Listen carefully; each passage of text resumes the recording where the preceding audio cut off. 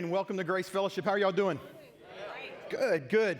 We are starting a new series today called Home for the Holidays, and I'm excited that I get to start it off because I get to set the stage. I get to be the one that sets the bar so high that the guys following me just can't live up to it. Kind of like what happened last week when Jeremy preached. I hope you had a chance to hear that message last week. It was an amazing message. Let me just ask, I want to get you thinking for just a second. You don't have to answer this out loud. But if there was one word that you could say that would describe the Christmas season for you, and be real, okay? Don't be, oh, it's just lovey-dovey. I want you to be real, okay? What would be that one word? Shh, don't say it out loud. Don't say it out loud. Think about it for a second. For me, I look back at all the seasons in life, and I think about every season there's kind of a different word or a couple of different words. I remember whenever I was a kid, this was the word exciting and impatient.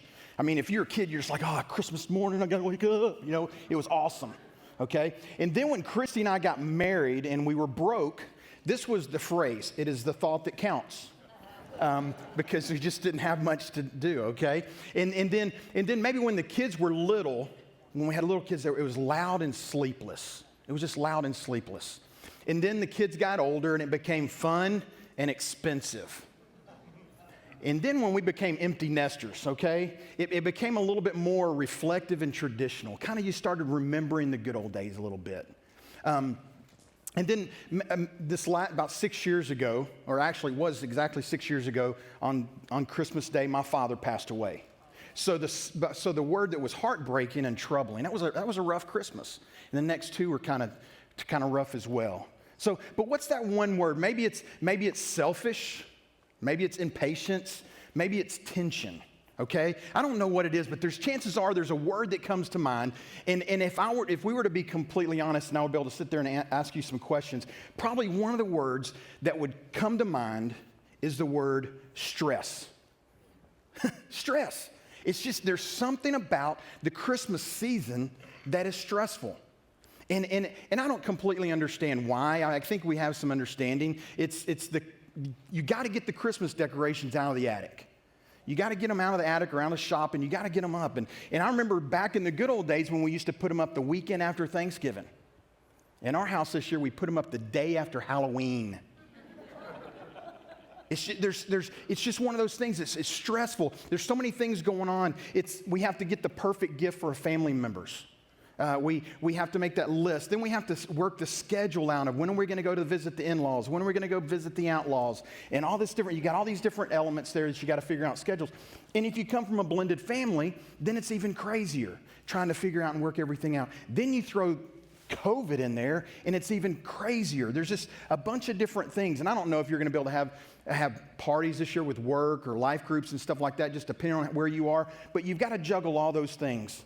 And then if you're in business, okay? Now, funny thing is there's a lady in our church that runs a retail business, and I saw on Facebook the other day a picture. Her daughter turned 16. Her daughter's worked for her on Black Friday. This was on their social media post. She put this on her mom's desk. My feet hurt really bad. It's just there's something about the Christmas season. If you're working, it's just you're wrapping up the end of the year. You've got so much stress going on, and it's just nuts. But what if we could take the word stress and replace it with the word peace? What if we could do that? What would it look like if we could change that word out? Now, Clark Griswold found that moment, okay?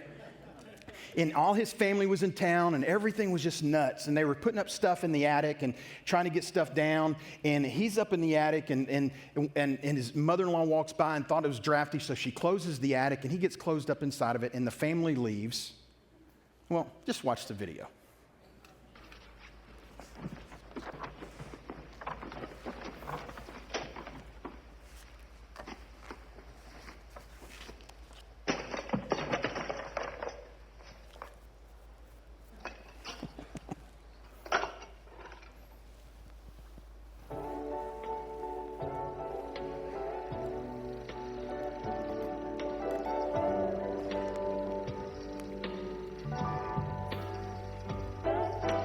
Christmas is the time of year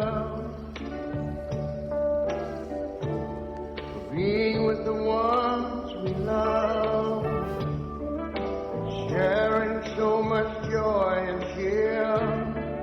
What a wonderful feeling, watching the ones we love having so much fun. I was sitting by the fireside, taking a walk through the snow, listening to a children's choir, singing songs about Jesus. C'est votre nom pour toi, papa. The blessed way that He came to us. Why can't it rain all through the year? Each day the same. That's what I want to hear.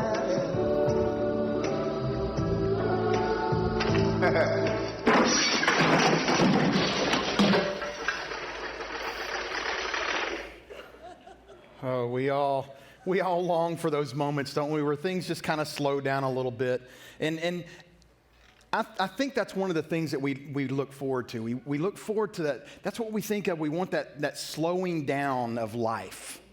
And we want things just to be back to a normal. And I think about back in the days when it was slower for me, and I'm wondering if it wasn't that for my parents. Because I think this season always has a little bit of stress to it. But we all want that time, and that's why there's 4 billion Christmas movies out on Netflix and Amazon Prime and Hallmark and Lifetime. It's because there's something they promote. They sell the simplicity, they sell the relationship, they sell the good old days. But is that something you would like? Would you like to be able to define your Christmas season as peaceful?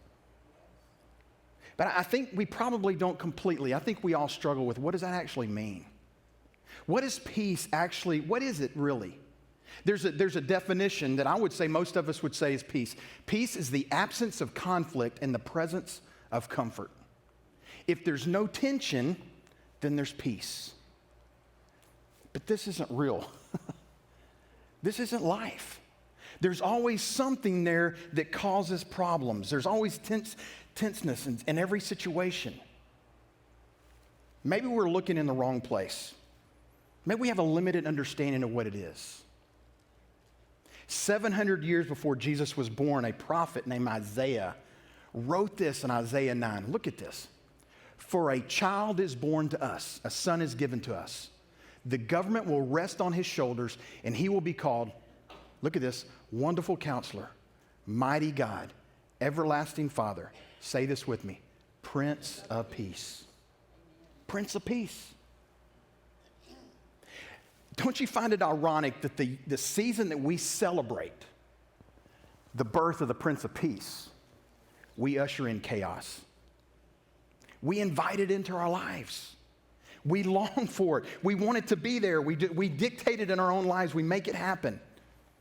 We celebrate the birth of the Prince of Peace by turning our world upside down.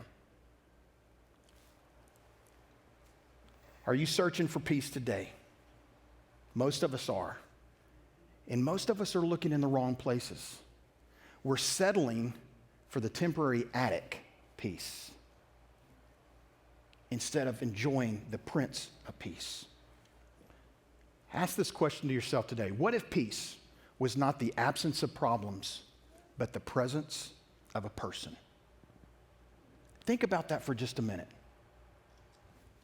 What if peace was not the absence of problems, but the presence of a person? Today we're going to dive into the book of Mark. If you have your Bibles, you can turn to it. It'll also be on the screen, but We're going to look at Mark 5, and it's not a normal Christmas story, okay? It's not one that you'd normally see with Christmas by any means. But I feel like it tells it leads into, and it shows us what this peace is we're longing for. Now, Mark was not one of the original disciples. He was not one of the 12, but he wrote from the perspective of Peter, which Peter was one that followed Jesus for 3 years, okay? Was one of the primary leaders in the early church, and actually eventually gave his life for the faith. And Mark writes this, and we're just going to go throughout this book a little bit. In Mark 5:21, it says this, Jesus got into the boat again and went back to the other side of the lake where a large crowd gathered around him on the shore, okay? I want you to understand, I'm just going to kind of give you some things. Jesus was on one side of the Sea of Galilee, and he got in a boat and went on the other side of the Sea of Galilee. All right. And Jesus in that time Jesus would be what we would consider a rock star. I mean, wherever he went, crowds went, paparazzi went. If he lived today, he would be always, his videos would always be going viral. He would always be they'd always be taking pictures of him. Everything he did would be trending. He would be a huge influence. And everywhere he went during this time, crowds just flocked to him. And they flocked to him because they wanted to hear him teach, because he taught like nobody else. But they loved to see the miracles.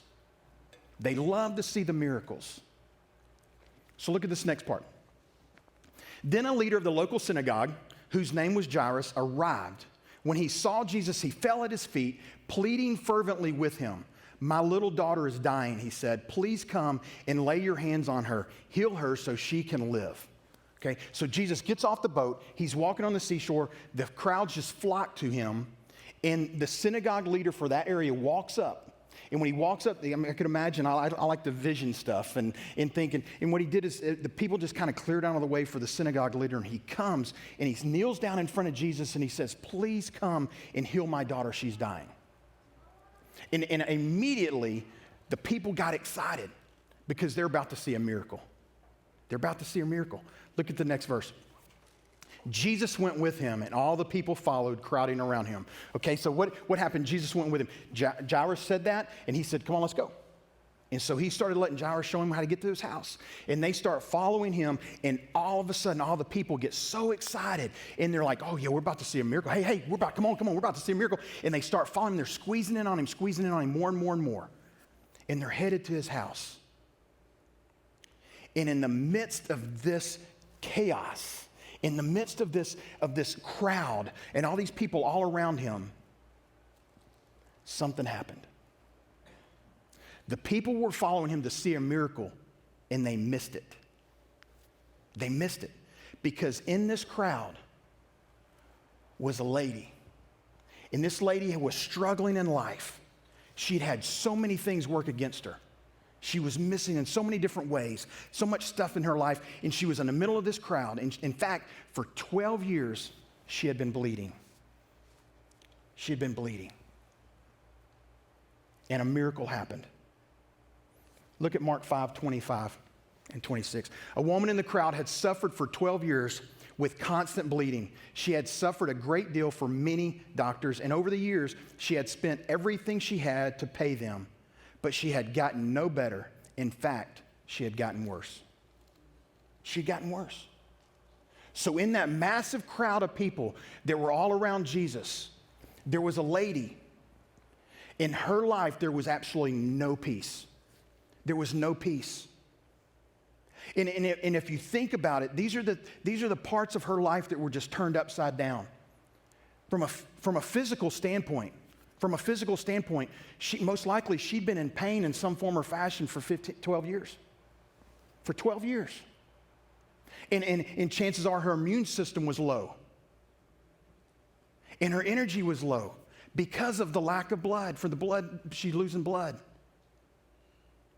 Okay? And then the next one was financially. It talks about she had spent all of her money. They'd gone broke. They'd spent all their money trying to get doctors to help. And it only made things worse. So financially, she was struggling. But the next two are the big ones. The next two are the ones that really were tough. And it was emotional. Emotionally, she was lost. I don't know if you know too much about the culture back then. But whenever there was blood present, that meant that person was unclean. And if that person was unclean, you couldn't come in contact with them or it made you unclean. And so for 12 years, she had been shipped out of the society. And most likely, her family had walked away, her husband had walked away, and she was all alone for 12 years. You know, we're in our culture right now, we have a thing called, if you didn't know anything, there's a thing called COVID. And since last March, we've had times of isolation. We've had moments of quarantine that you got to be away from everybody. And I don't know about you, but there's been like 2 weeks is a long time to not having contact with people. But she was living in a time where there was no window visits. There was no text messaging. There was no FaceTime. There was no phone calls. For 12 years, she was by herself. Emotionally, she was lost. And then the last one was spiritual. Spiritual. Because during that time, in the Jewish culture, if you were bleeding, if you were unclean, you couldn't go to the temple. You couldn't go to the synagogue. And so for 12 years, her religious faith was pulled away from her. And she couldn't do anything. Their connection to God was that synagogue, was that temple, and she could not go and do anything with that. And probably most likely a lot of the people that were at the synagogue and at the temple were probably saying because she was bleeding because she sinned and she wasn't right with God. And that's the reason she was still bleeding because she sinned and she hadn't dealt with it yet. And let me just throw this as a sidebar here, guys, just to throw this out there. There's people outside this church all the time that are looking for peace and looking for healing. And too often the church, not grace necessarily, but the church, we point fingers at what they've done wrong instead of inviting them into the one place that they can be made right. Maybe you can relate to this lady. Maybe there's been times when you've hurt physically. You've been in pain. Or financially, you know, we're in a time right now with our culture that we don't know if our jobs are going to be there tomorrow. We don't know if they're going to get cut. We don't know if we're going to get our jobs, our salary cut or anything. We just kind of live in that world right now. But emotionally, maybe there's been a time when you've lost a loved one or you've lost a very important person in your life or they've had to move away and emotionally you're just lost. Or spiritually, you don't even know if there's a God. You don't know if you believe there's a God, or you think that all the people at that church or and churches in general just judge you. Maybe you're just trying to figure out, hey, God, where are you? Where are you? I think we all can relate in some form or fashion. We can all relate to this lady. So what did this lady do? What did this woman do?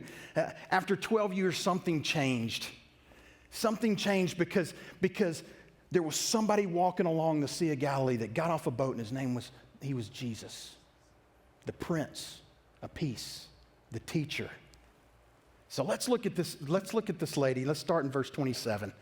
She had heard about Jesus, so she came up behind him through the crowd and touched his robe, for she thought to herself, if I can just touch his robe, I'll be healed. Immediately the bleeding stopped, and she could feel in her body that she had been healed of her terrible condition. I love this very first part. The first thing she did, the lady heard about Jesus. She heard about Jesus. She had gotten to the point where she was so desperate she was willing to do anything. She was willing to try anything. And she heard about Jesus. Chances are not directly because she couldn't be around anybody. But she heard about Jesus. And so she thought, if I could just get to Jesus. Let me ask you this, guys. And all the people out in our world today that we run into that are desiring the peace, that are desiring purpose, are they hearing about your Jesus from you?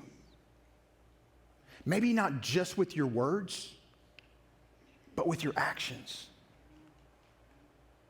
Do they understand that there's something different about your Jesus than the Jesus maybe they've heard about from other people? This lady had that experience. She'd heard about Jesus, and she was willing, she wanted to try it. And then she did something else. The lady took a step. She took a step toward Jesus. She took a risk. She took a risk because when she was in the crowd, she was running the risk of getting alienated because she wasn't supposed to be around people. She wasn't supposed to be around people. She's supposed to be away from people. But she was in the crowd, and she wanted to be around the crowd because that's where Jesus was. And so she snuck up. She snuck up to Jesus. Just think about that, okay? She's in the crowd, and she's like, okay, sneaking in to see Jesus. Sneaking in to touch his robe. I find it kind of crazy that she snuck up, but you know why she snuck up to Jesus? I have a feeling this is it. Because she didn't want to be rejected by another person. She'd been rejected by society. She didn't want to add that Jesus to the list. So let me just walk up. And if I touch him and no one knows it, and if I just touch him, there's not a chance. There's a chance I can get healed, but there's not a chance I'm going to be rejected. Man. Then the lady did this. She touched Jesus. She reached out and she touched his robe. Didn't even touch him. She touched his robe. She touched his robe. She had faith that something was going to happen. She had tried everything else. She had tried everything else to fix her problem, to find that peace. She tried everything else, and she said, I'm just going to touch him. Isn't that us today? We've tried so many things to find that peace. We've tried jobs. And that job doesn't bring us the peace, so we change jobs. Maybe it's a career and we change careers. Maybe this relationship doesn't bring us peace anymore, so let's opt out of this one and find another one. We get our kids involved in all kinds of different activities. Maybe that'll bring us peace. We find a different hobby. Maybe it's a car. Maybe it's a truck. Maybe it's Instagram. If I could just post a lot of pictures on Instagram and get enough likes, then that'll bring me peace. And every one of those guys is attic peace. It's temporary peace. It's sitting up in the attic watching old movies for a little bit of time, but eventually it's going to go away. Eventually it's going to go away. But what happened next in this story? I love this. What happened next? Jesus healed her. Jesus healed her. And in fact, most of the stories when Jesus healed somebody, he's actually engaged in the person. He healed this lady and he was not even looking at her. I love that. Her bleeding stopped. I don't know how it happened. Look at Mark 5. Immediately the bleeding stopped and she could feel in her body that she had been healed of her terrible condition. I don't know how that happened. I don't know how maybe she just felt like, oh, it's stopped. I'm healed. I don't know. But she was healed and the bleeding stopped. Look at Mark 5:30 through 31. Jesus realized that once that healing power had gone out from him. So he turned around in the crowd and asked, "Who touched my robe?" His disciples said to him, "Look at this crowd pressing around you. How can you ask who touched me?" Okay, just think about that for a second. In the chaos, a bunch of people around, Jesus is walking towards Jairus' house with Jairus, and all of a sudden he stops. He says, "Who touched me?" I have a feeling that the sarcasm in the disciples started happening here, okay? I would imagine that Peter's probably, because he's the one who had trouble keeping his mouth shut, so he probably had the gift of sarcasm. And he said, Jesus, who touched? Everybody. Come on, Jesus. What do you mean, who touched you? Everybody's touching you right now. How does this even matter? Jesus didn't just want to heal her physically. He wanted to heal her completely. So when he stopped and he wanted to know who this was, the reason was not because he didn't know who it was. Jesus knew who it was, but he wanted to give her more. He wanted more to happen. Look at Mark 5:32 through 34. But he kept on looking around to see who had done it. So he's sitting there saying, okay, I'm not leaving this spot until somebody tells me who touched me. Then the frightened woman, trembling at the realization of what had happened to her, came and fell to her knees in front of him and told him what she had done. scared to death, she came to Jesus and knelt down with an apologetic, I'm so sorry attitude. Please forgive me. And he said to her, daughter, your faith has made you well. Go in peace. Your suffering is over. Your suffering is over. Here's the beauty, guys. Why did Jesus stop? The lady had gotten what she wanted. She was looking for her attic peace. She was looking for her moment of peace, her temporary peace. And she got it. And in fact, she had touched his robe and she was sneaking out the back door. She was headed out. And Jesus said, whoa, somebody touched me. And the reason being is because Jesus didn't want her to be satisfied with the attic peace that was temporary and that was going to go away in a day or two. He wanted to heal her completely. He wanted to heal her completely. Do you remember all the things that she had to deal with? The physical, financial, emotional, and spiritual. The bankruptcy. He wanted to take all that away. He wanted to take all that away. Because this is the deal, like many of you and myself, so often we define ourselves by our struggles. We define ourselves, we find our identity in our pain. We find our identity in our financial situation, in our physical condition. We find our identity in our emotional bankruptcy. And Jesus was not satisfied with her having her identity found in being an unclean person. He wanted to give her more. This was why Jesus wouldn't let her go. The danger for all of us is this. If we're not careful, we will find our identity in a bunch of things around us, and Satan will pile it on, and that every time leads to an attic peace. I love this part. The lady comes up to him, kneels at his feet, and saying, it was me, Father. I'm sorry, I'm sorry. And what does he say? What does he say? What does he call her? Daughter. How beautiful was that to her ears? For 12 years, she was an outcast. And Jesus looks at her, the Prince of Peace looks at her and says, daughter. Immediately, she had a family. Immediately, she was belonging to someone. She was accepted. And her identity was no longer found in her limitations, in her physical condition, in her emotional bankruptcy. It was found in the Prince of Peace. Mark 5:34. And he said to her, daughter, your faith has made you well. Go in peace. Your suffering is over. Guys, we're looking for that peace. But the only way you're going to find that peace is when you find your identity in the person of Jesus Christ. Because he is the Prince of Peace. And you can keep trying attic peace. You can keep trying to find different things out there that you feel like are going to make you whole. But every time, you're going to come back empty. Every one of us in this room long for that moment. You may not even understand it, but we long for that moment when Jesus looks at us and says, daughter, son. And we belong. Because our identity that is found in Jesus Christ is not based on our culture. It's not based on our financial situation. It's not based on our physical situation. It's only based on what Jesus Christ did on the cross 2,000 years ago for you and for me.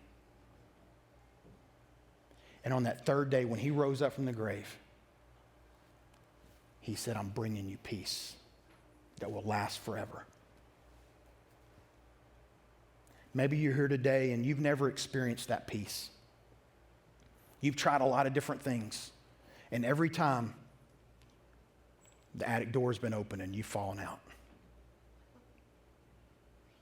If you're here today and you want to embrace that peace and you want to hear the words from Jesus Christ saying, daughter or son, I'm going to ask you to do me a favor just where you are. Just bow your heads. If you're watching online, bow your heads for just a minute. And if you're interested in receiving that gift of Jesus Christ, you can say a prayer something like this. It's not magical words or anything. It's your heart talking to God's heart. And you can say something like this, dear Jesus, I know I'm a sinner, and I'm tired of chasing peace all over the place. The best way I know how, I ask you to forgive me of my sins and to come into my life and be my Savior and Lord and give me the peace that I long for. Thank you for saving me. Amen. If you prayed that prayer, man, we would love, love, love to come alongside you and help you in that journey of what's your next step. If you're here in person, come to the hub. Let's get started talking about the most important decision you'll ever make. If you're watching online, let the person hosting, let them know.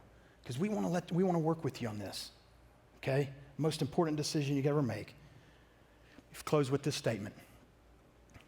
Peace is not the absence of problems, but the presence of a person. And that person is Jesus Christ, the Prince of Peace. Let's pray. God, thank you so much for today. Father, thank you that we do not have to work and we don't have to try so hard to be who you want us to be, that we just need to sit and let you call us daughter and son. Thank you for what Jesus did for us on the cross so that we can call you Father. It's in your Son's precious name I pray. Amen.